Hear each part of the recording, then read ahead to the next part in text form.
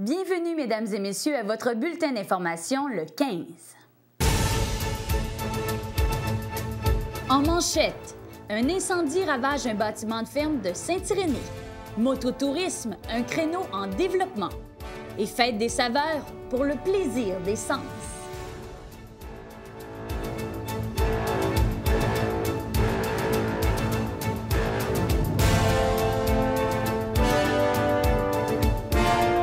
La Sûreté du Québec vient de mettre un terme à une série de fraudes par chèque.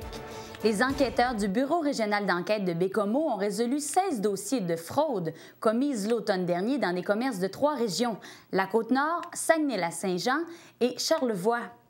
2 résidents de cette île seraient responsables de ces crimes perpétrés, entre autres, dans des commerces de Sacré-Cœur, Tadoussac, de la Malbaie et de Saint-Siméon. La fraude pourrait s'élever à 7 000 $. Isabelle Lafontaine, agente d'information à la Sûreté du Québec, explique les circonstances entourant leur arrestation. Ça s'est passé à la mi-décembre à Sept-Îles, lorsque les 2 individus se sont présentés dans un commerce avec un chèque qu'ils ont reproduit, un chèque du ministère de l'Emploi et de la Solidarité sociale. Ils ont échangé le chèque et par la suite, le commis s'est rendu compte que c'était un faux chèque, nous a appelés à la Sûreté du Québec et les policiers de la MRC de Cette-Rivière ont pu retracer les 2 suspects. Yvette Tremblay, 41 ans, est détenue à Sept-Îles. Elle fait face pour le moment à 7 chefs d'accusation de fraude et d'utilisation de documents contrefaits. Le deuxième suspect, Christian Aymon, 41 ans, a été arrêté à la mi-janvier à Sept-Îles. Il a été libéré par engagement et fait face jusqu'à maintenant à 3 chefs d'accusation de fraude. D'autres chefs pourraient s'ajouter. Plusieurs autres dossiers ont été soumis au procureur, aux poursuites criminelles et pénales et sont en attente de décision. L'agente Lafontaine rappelle aux commerçants d'être vigilants et de ne pas accepter des chèques d'inconnus. Les chèques qui ont été reproduits étaient d'une piètre qualité. Donc, c'est d'être vigilant lorsqu'on reçoit un chèque d'une personne, de faire des vérifications, de bien regarder le chèque et au moindre doute, ne pas l'accepter. Un incendie a complètement ravagé un bâtiment de ferme situé au 414 rang Saint-Pierre à Saint-Irénée mardi. C'est un voisin qui a remarqué de la fumée s'échapper du bâtiment qui a alerté les propriétaires vers 21h50. Les pompiers de Saint-Irénée ont demandé l'entraide des pompiers des éboulements pour maîtriser le brasier. Avant même de sortir les lances, Hydro-Québec a dû couper le courant électrique pour ne pas alimenter le feu. Heureusement, personne n'était à l'intérieur au moment de l'incendie. Il n'y avait pas d'animaux non plus. Les pertes sont évaluées à près de 100 000 $. Selon les premiers éléments de l'enquête, le feu serait d'origine électrique. Le comité provisoire pour le projet de coopérative de santé de la MRC de Charlevoix ne perd pas de vue son objectif d'atteindre les 3 000 membres. Déjà, 200 personnes ont signé une déclaration d'engagement. Le tiers d'entre eux ont déjà payé leur cotisation.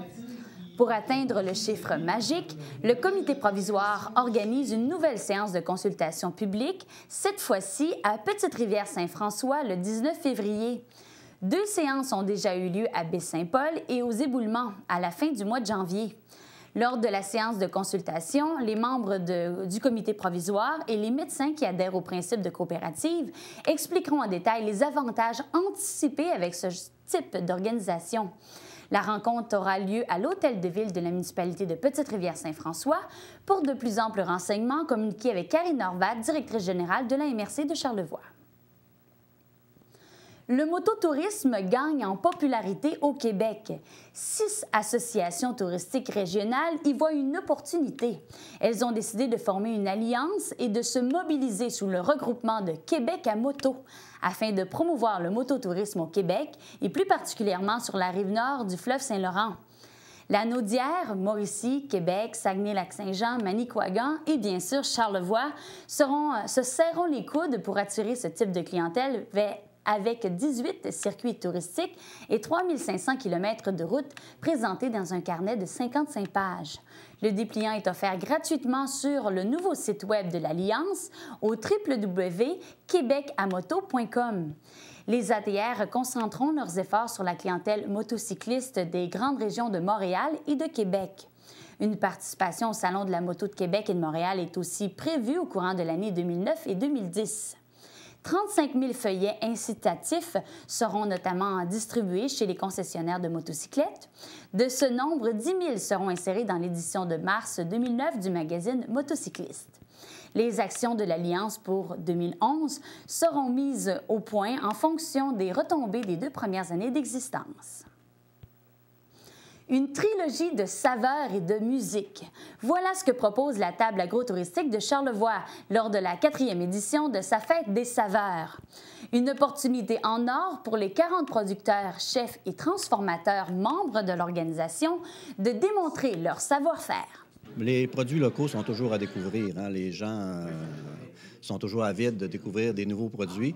Et ce souper donne l'occasion aussi de les déguster. De les découvrir, c'est une chose, mais les faire apprêter par des chefs de grande qualité.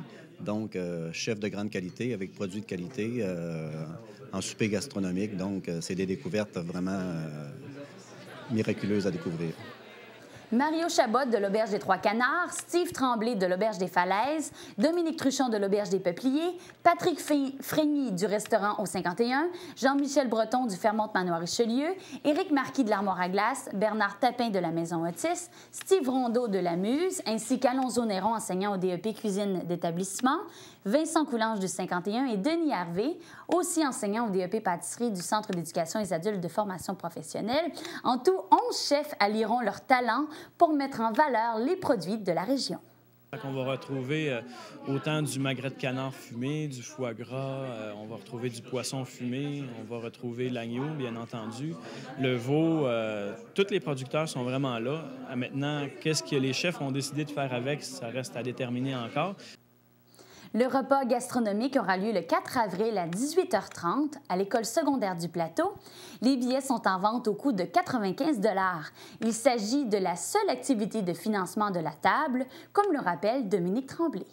On espère obtenir autour de 20 000 $. Donc, c'est, comme je le répète, notre seule activité de financement, d'où l'importance qu'on demande aux gens de participer. Et vraiment, pour le prix que ça coûte, le souper est de très, très haute qualité.